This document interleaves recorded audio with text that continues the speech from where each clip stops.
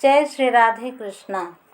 प्रिय सज्जनों, रक्षाबंधन पहले किसने शुरू किया? भागवत महापुराण में ये कथा आती है कि जब दैत्यराज बलि स्वर्ग पर चढ़ाई करके स्वर्ग को जीत लिया, तब इंद्र आदि देवता पराजित होकर पृथ्वी पर अपनी माता अदिति से अपने दुख का कारण बताया।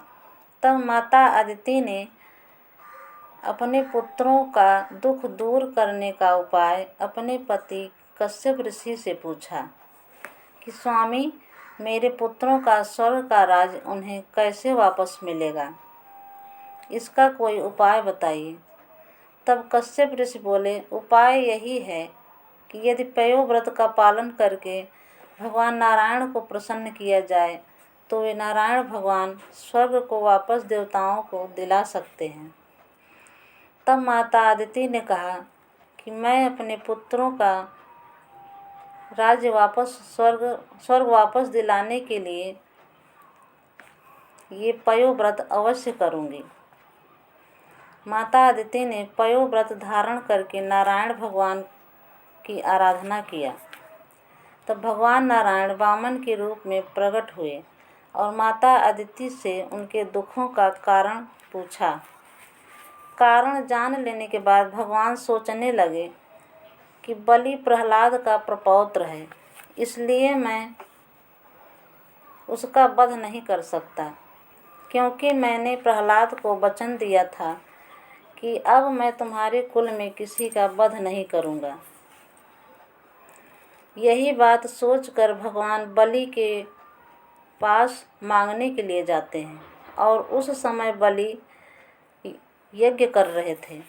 यज्ञ से उठने के बाद बलि वामन देव के पास आते हैं और पूछते हैं कि ब्राह्मण देव, आप क्या चाहते हैं? उस समय वामन भगवान अपने पग से नाप कर 3 पग भूमि मांगते हैं। तब बलि भूमि दान का संकल्प लेते हैं। उसके बाद वामन भगवान भूमि नापने के लिए अपना शरीर बढ़ाने लगते हैं और इतना बढ़ाते हैं कि 2 पग में ही पृथ्वी लोक और स्वर्ग लोक नाप लेते हैं। तीसरा पग रखने के लिए पूछते हैं कि तीसरा पग कहाँ रखें? तब बलि बोलते हैं कि तीसरा पग मेरे सिर पर रखिए, और बलि के सिर पर पैर रखने के बाद उनको सुतल लोक का राजा बना दिया। तब बलि ने भगवान से कहा कि प्रभु, आप यहीं रहिए, मैं आपकी सेवा करना चाहता हूँ। तब भगवान वहीं रुक गए। इधर नारद जी लक्ष्मी माता के पास पहुँचे और बोले कि माता, प्रभु गए तो थे ठगने के लिए, लेकिन वो खुद ही ठगा गए और अब आपको ही कुछ उपाय करना होगा प्रभु को छुड़ाने के लिए।